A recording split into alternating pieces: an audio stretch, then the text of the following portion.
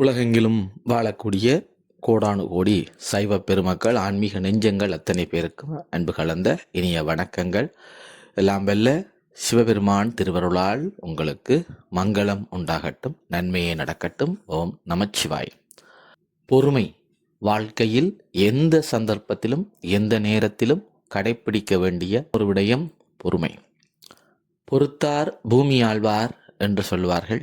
நாங்கள் எவ்வளவு பொறுமையோடு இருக்கிறோமோ அந்த அளவிற்கு எங்களுக்கு வாழ்க்கையிலே உயர்ந்த விடயங்கள் எல்லாம் கிடைக்கும். இந்த பொறுமையை குழப்புகின்ற ஒரு விடயம் கோபம். கோபம் வந்தவுடன் நாங்கள் எங்களை அறியாமலே சில முடிவெடுத்து விடுகிறோம், சில வார்த்தைகளை வெளிவிட்டு விடுகிறோம். சினம் என்னும் சேர்ந்தாரை கொள்ளி என்று வள்ளுவர் சொல்லுவார். இந்த சினம் என்ன செய்யும் என்றால், எங்களை மாத்திரமல்ல எங்களை சார்ந்திருப்பவர்களையும் அழிக்கக்கூடியது சினம். இந்த சினத்தை தவிர்க்க வேண்டும். ஒரு குட்டி கதை சொல்லுவார்கள்.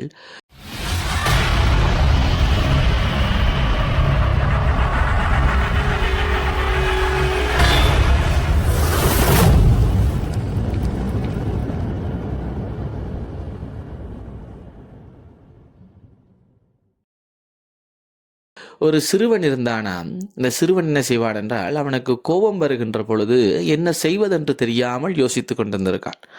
அப்போ கோபம் வந்தால் கையில் இருக்கின்ற பொருட்களை எல்லாம் உடைப்பது, வீணான வார்த்தைகளை பேசுவது, மற்றவர்களோடும் சண்டை பிடிப்பது, இப்படியெல்லாம் செய்து கொண்டிருந்தான். அவனால் கோபத்தை கட்டுப்படுத்த முடியவில்லை. அந்த ஊரிலே இருந்த ஒரு யோகியை சந்திக்கின்றான். சுவாமி, எனக்கு கோபம் வருகிறது. கோபம் வந்துவிட்டால் நான் யார் என்று பார்ப்பதில்லை, பெரியவர்கள் என்று பார்ப்பதில்லை, ஆசிரியர்கள் என்று பார்ப்பதில்லை, எல்லோரிடமும் சண்டை பிடித்து விடுகிறேன். என்னால் என்னுடைய கோபத்தை கட்டுப்படுத்தவே முடியவில்லை. நான் என்ன செய்யட்டும் என்று கேட்டாராம். உடனே சிரித்து கொண்டு அந்த யோகி அமைதியாக சொன்னாராம், உனக்கு எப்பொழுதெல்லாம் கோபம் வருகிறதோ அப்பொழுதெல்லாம் ஒரு ஆணியை எடுத்துக்கொள்.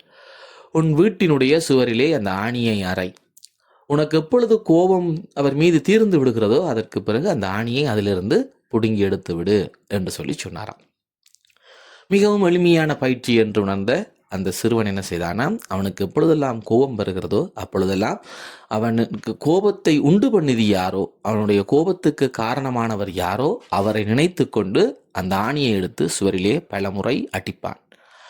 பின்னர் சற்று நேரத்திலே அந்த கோபம் நீங்கிய பின்னர் அந்த ஆணியை கலட்டி விட்டான்.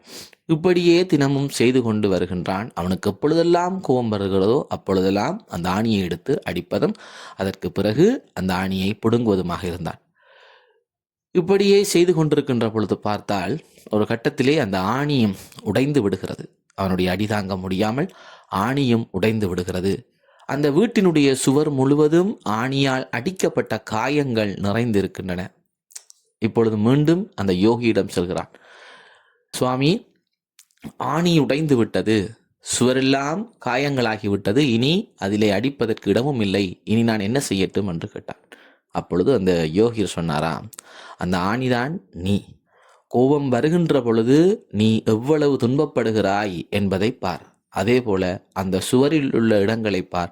நீ கோபம், அந்த உரியவர் மீது வந்த கோபம் மறைந்துவிடும், ஆனால் அந்த கோபத்தினால் ஏற்பட்ட தழும்புகள் ஒருபோதும் மறையாது. எனவே கோபம் எவ்வளவு ஆபத்தானது என்பதை புரிந்து கொள்கிறாயா என்று கேட்டார். அதற்கு பிறகுதான் அந்த சிறுவன் தன்னுடைய நிலையை உணர்ந்தான்.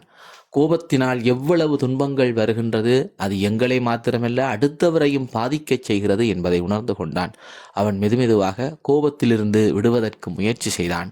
தியானம் முதலான பயிற்சிகளை கை கொண்டான். அவன் சாந்தமானான். எனவே அன்பர்களே, இந்த கோபம் என்பது எங்களை முழுமையாக அழித்துவிடும். அது எங்களை மாத்திரமல்ல, எங்களை சேர்ந்திருப்பவர்களை, அயலவர்களை கூட இந்த கோபம் அழித்துவிடும். கோபத்திலிருந்து எவன் மீண்டெழுகின்றானோ அவனே உண்மையான பக்தனாகின்றான். ருத்ரனாக இருக்கக்கூடிய அழித்தல் கடவுளாகிய எம்பெருமான் அந்த சினத்தை அடக்கி சிவமாக திகழ்கின்றார். அந்த சிவம் என்பது அன்பே வடிவானது. அன்பு வடிவமான அந்த சிவனிடத்திலிருந்து அன்பை பெற்றுக்கொள்வோம். அன்பின் வழியே நாங்கள் பக்தி செலுத்துவோம். பிற உயிர்களையும் அன்புடன் போற்றுவோம், பேணுவோம். அது ஒன்றே எம்மை காக்கக்கூடிய அருமருந்து. அன்பே சிவம். நமச்சிவாயம்.